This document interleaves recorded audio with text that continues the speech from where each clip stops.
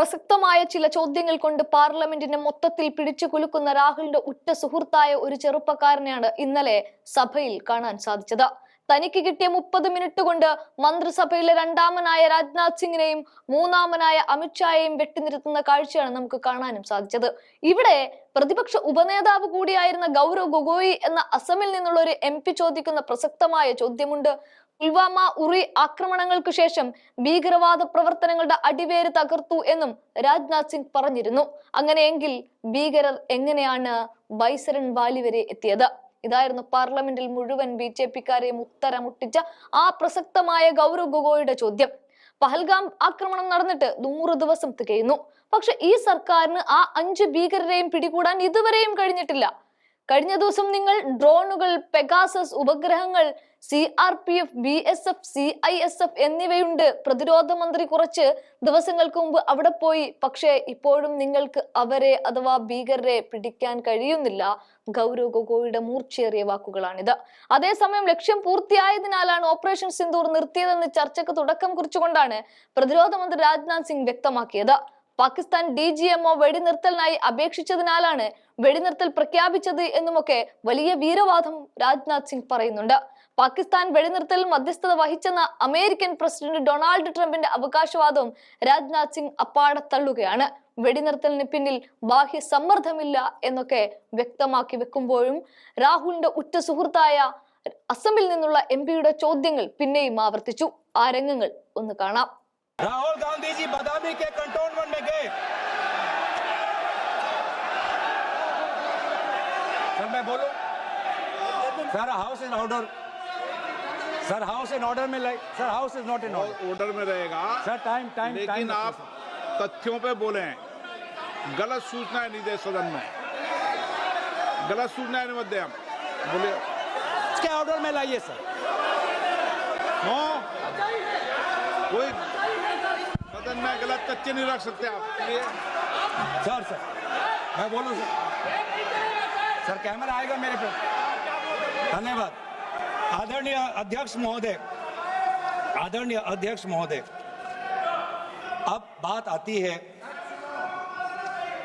आती है ऑपरेशन सिंदूर की। आज मैं राजनाथ सिंह जी का भाषण सुन रहा था। मुझे पता नहीं चल रहा था कि राजनाथ सिंह जी जो भाषण दे रहे थे वो किस समय का उजागर कर रहे थे।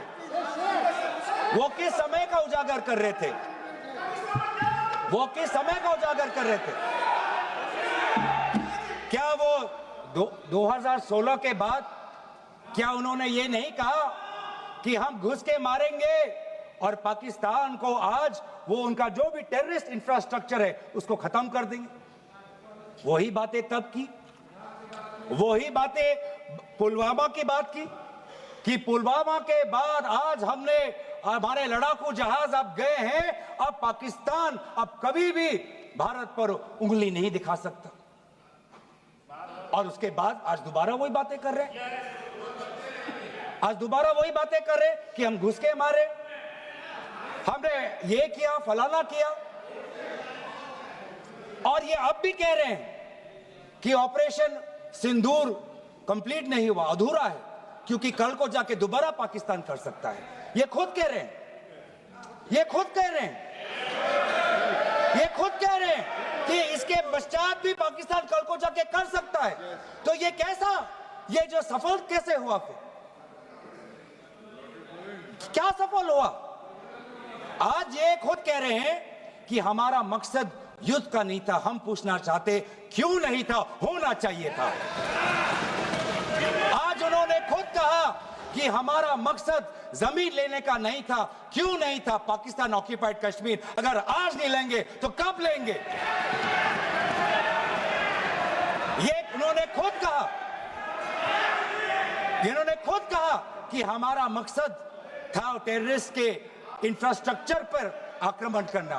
तो क्या हमने उरी के समय नहीं किया? क्या हमने पुलवामा के समय नहीं किया? लेकिन उसके पश्चात भी पाकिस्तान का इतना साहस कि आज उन्होंने पहलगाम में जो पिछले 20 वर्षों में हमारे भारतीय नागरिकों पर सबसे दर्दनाक अगर हमला हुआ है तो आपके समय पे हुआ है। आपके समय में उरी हुआ, आपके समय में पुलवामा हुआ और आपके समय में आज पहलगाम हो रहा है। कुछ बातों का उजागर किया, कुछ किताबों का भी उजागर किया। ये एक नई प्रक्रिया है सर। हर चर्चा में आदरणीय भाजपा के नेता एक किताब उठा लेते हैं, जानकारी दे रहे थे। हमें नहीं सर, ब्लूमबर्ग को क्या जानकारी दिया, मैं पूरा पढ़ लेता हूं without editing. What is important, क्या जरूरी, हिंदी में अनुवाद करने की कोशिश भी करता हूं। मत करो। क्या ये जरूरी नहीं कि जेट गिरे, पर क्यों गिरे, क्या गलतियां हुई, वो महत्वपूर्ण है। संख्या महत्वपूर्ण नहीं सर। 35 ही राफेल है देश में, 35 ही राफेल है। अगर उनमें से कुछ गिरे भी तो देखिए सर, मुझे तो लगता है कि बहुत बड़ी क्षति हुई। 35 राफेल, अगर कुछ उनमें से भी अगर कुछ गिरे तो मुझे लगता है कि जरूरी है, क्योंकि आपको लगता है कि 35 राफेल काफी है, तो अगर कुछ गिरे तो वो भी जरूरी है। और उन्होंने उसके बाद ये कहा कि ये बात अच्छी है कि हमने अपनी गलतियां को समझा, उसको सुधरा और 2 दिन बाद हमने अपने जेट को उड़ाए और दूर से हमने आक्रमण किया।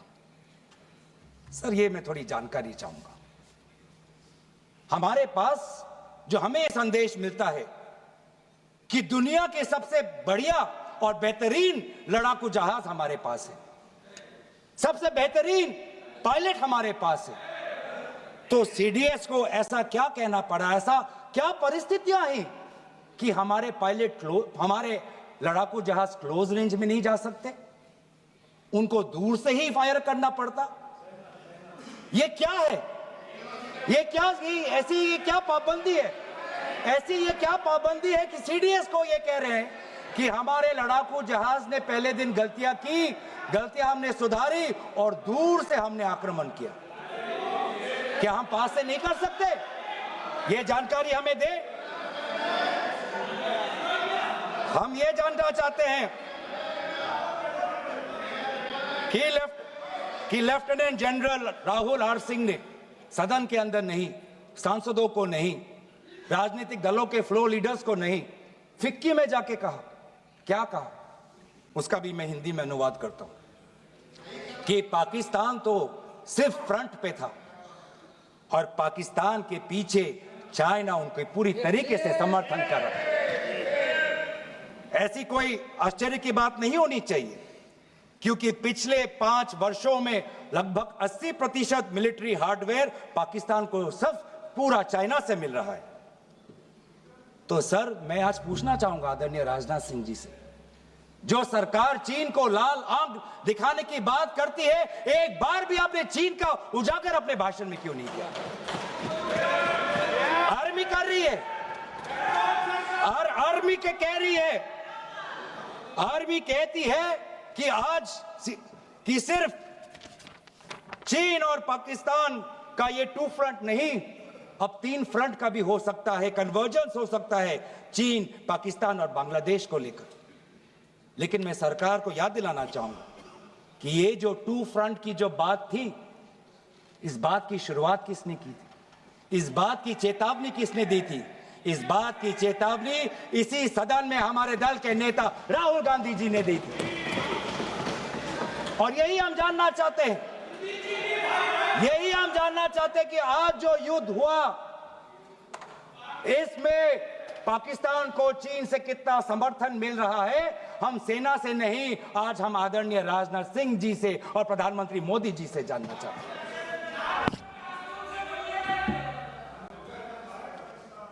और सर इंडोनेशिया में जो डिफेंस अटैचे है, उसने तो ताज्जुब की बात कह दी। उसने क्या कहा सर?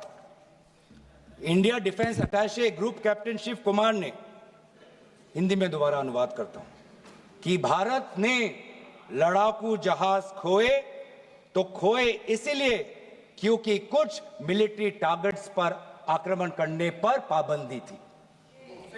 क्यों? क्या पाबंदी थी? ऐसे क्या ये राजनीतिक कंस्ट्रेंट्स थे? आपने कहा कि 9 टारगेट पे हमने आक्रमण किया, लेकिन हमें यह भी सूत्रों से जानकारी और मीडिया में आया है, और लेफ्टिनेंट जनरल राहुल सिंह ने खुद कहा कि पहले 21 टारगेट्स चुने गए थे और 21 से फिर 9 हुए। क्यों हुए? क्यों हुए? आज मैं ये जानना चाहता हूं कि पिछले 20 वर्ष में सबसे घातक आक्रमण हमारे महिलाओं पर हुआ, हमारे बच्चों पर हुआ, भारत के आत्मा पर हुई। हमने सबने वो दहशत को अनुभव किया, हम सब एकजुट हुए, हमने पूरी तरीके से समर्थन प्रधानमंत्री मोदी जी को दी कि अब जाइए, और ऐसा एक माहौल बन चुका था कि देश किसी भी कीमत चुकाने के लिए तैयार था। पूरा देश प्रधानमंत्री मोदी जी के साथ था, विपक्ष प्रधानमंत्री मोदी जी के साथ था, और अचानक 10 मई के दिन पे हमारे राष्ट्रदूत कहते हैं कि हम पाकिस्तान पर हमला करेंगे, और शाम के 10 मई को सूचना आती है कि पाकिस्तान के साथ अब युद्ध पर हम परिणाम दे रहे हैं, सीज फायर हो गया। क्यों? क्यों हुआ? हम आदरणीय प्रधानमंत्री मोदी जी से जानना चाहते थे, अगर पाकिस्तान वाकई में अपने घुटने टिकने के लिए तैयार था तो आपने क्यों रुका? आप क्यों रुके? और किसके सामने आप झुके? किसके सामने आपने सरेंडर किया? किसके सामने आपने सरेंडर किया? वो अमेरिका के राष्ट्रपति जो 26 बार आज कह चुके हैं कि व्यापार को लेकर उन्होंने भारत और पाकिस्तान को सतर्क किया और दोनों को मजबूर किया कि वो इस जंग को छोड़े। 26 बार। आज राष्ट्रपति ट्रंप खुद कहते हैं कि 5-6 जेट गिरे हैं। एक जेट करोड़ अरब रुपयों का है, मिलियंस एंड मिलियंस का है। इसलिए हम जानना चाहते हैं, आज हमें स्पष्ट रूप से आदरणीय राजनाथ सिंह जी बताएं, देश पर विश्वास करें, देश में वो साहस है सच्चाई सुनने की। आज आप बताएं कितने लड़ाकू जहाज गिरे? हमारे में वो साहस है, क्योंकि ये सूचना, ये सच्चाई सिर्फ देश के नागरिकों के लिए नहीं, ये सूचना, ये सच्चाई हमें देश के जवानों को भी देना है। आज उनसे भी झूठ कहा जा रहा है, उनके बीच में भी भ्रम फैलाया जा रहा है। हम उनकी जो सच्चाई है आज हम सदन के अंदर लाना चाहते हैं। और सर, बात में आती है विदेश नीति की। किस मुंह से हम कहें कि विदेश नीति आज सफल हुआ है? किस मुंह से कहें? ये आदरणीय राजनाथ सिंह जी, शंगीला में जो डायलॉग हुआ, उस डायलॉग में जो ड्राफ्ट जो आया, जिसको भारत सरकार ने नकारा, वो ड्राफ्ट बनाने में हमारे ही कुछ सहयोगी देश थे, जिनका नाम मैं नहीं लेना चाहूंगा। लेकिन ऐसे देश जिसको हम परंपरागत दोस्त हम मानते हैं, ट्रेडिशनल एलाइज मानते हैं, आज उन्होंने भी इंडिया और पाकिस्तान को हाइफिनेट कर दिया। और आप ये शब्दों के खेल से आप खुश हो कि ब्राजील के डॉक्यूमेंट में पाकिस्तान, ये जम्मू कश्मीर का, पाकिस्तान का भी नहीं, ब्राजील के डॉक्यूमेंट में सिर्फ जम्मू कश्मीर में जो दहशतगर्दी हुई उसी की निंदा हुई, पाकिस्तान की निंदा नहीं हुई। पर आप उससे खुश हो? अगर आप उससे खुश हो तो मैं जानना चाहूंगा, जो $1 बिलियन का आर्थिक सहायता IMF ने दिया पाकिस्तान को, उस पर आपको क्या कहना है? हम जानना चाहेंगे, जो ADB, एशियन डेवलपमेंट बैंक से 800 मिलियन का आर्थिक सहायता जो मिलेगा पाकिस्तान को, आज भारत उस पर क्या रवैया? वर्ल्ड बैंक का जो $40 मिलियन आ रहा है, और ये पैसा किसको जाएगा सर? पाकिस्तान की नेतृत्व उनकी जनता या उनकी चुनी हुई सरकार नहीं, पाकिस्तान की सरकार का जो रिमोट कंट्रोल है वो पाकिस्तान की सेना के पास है। तो ये सारा पैसा वहीं जाएगा जहां पर हमने मिसाइल गिराई। तो क्या इतना भी हम नहीं कर पाए? क्या इतना भी ताकत नहीं? क्या इतना भी विश्व गुरु में लोगों का विश्वास नहीं, देश अंतर्राष्ट्रीय नेताओं का विश्वास नहीं कि आईएमएफ का एड ना जाए पाकिस्तान के पास, वर्ल्ड बैंक का एड ना जाए पाकिस्तान के पास, एडीबी का एड ना जाए पाकिस्तान के पास। आप में इतना भी ताकत नहीं कि एक देश ने पाकिस्तान को टेरर स्टेट का दर्जा नहीं दिया। एक देश ने आज FATF financial action task force में, जिससे बहुत नियंत्रण पाकिस्तान पे पड़ती थी, आज उससे वो 2022 में निकल आई ग्रे लिस्ट में। क्या वो डालेंगे? तो इसीलिए आज हम ये मांग करते हैं कि सरकार अब डरिए मत, सच्चाई से डरिए मत। उस दिन भी देश सरकार के साथ दहशतगर्दी के खिलाफ खड़ा था, विपक्षी दल सरकार के साथ खड़े हैं, और आज भी दहशतगर्दी के खिलाफ सच्चाई के पक्ष में देश और विपक्ष आज सरकार के साथ। आप हमें अपना दुश्मन ना समझे, हम सरकार के दुश्मन नहीं हैं, हम अपने देश के पक्ष में बोल रहे हैं, जवानों के पक्ष में बोल रहे हैं। पर आप हमें कृपया सच्चाई देने का हमें वो सम्मान दीजिए। सच्चाई सुनने का अधिकार हमारा है, और जितने बार आप झूठ और भ्रम फैलाएंगे, हम उतनी बार आपको पूछते जाएंगे कि आपने क्या किया। और इसीलिए आज मैं खड़ा हूं। अपेक्षा बहुत की थी कि पहलगाम का उजागर होगा, आदरणीय गृह मंत्री नैतिक जिम्मेवारी लेंगे, राष्ट्रीय सुरक्षा सलाहकार नैतिक जिम्मेवारी लेंगे, और प्रधानमंत्री मोदी जी कहेंगे क्यों उन्होंने ऑपरेशन सिंदूर, जो अंतिम अंजाम था, हमें तो मीडिया में सुनते हुए ऐसा लगा कि हम कराची में उठेंगे। मीडिया में हमारे भारत की मीडिया जो जिनको सूचना अब से मिलती है, उनका सुनने में लगा कि आज तो हम फतह करके ही रहेंगे, लेकिन पता चला कि नहीं, कहीं ना कहीं हमारे पैर डगमगा गए, और जो अंतिम परिणाम था उससे पीछे हम हट गए। हमें पीछे नहीं हटना, हमें आगे बढ़ना है, सच्चाई के साथ, लोकतंत्र के पक्ष में। इन्हीं बातों के साथ मैं अपना पक्ष समाप्त करता हूं। धन्यवाद। जय हिंद।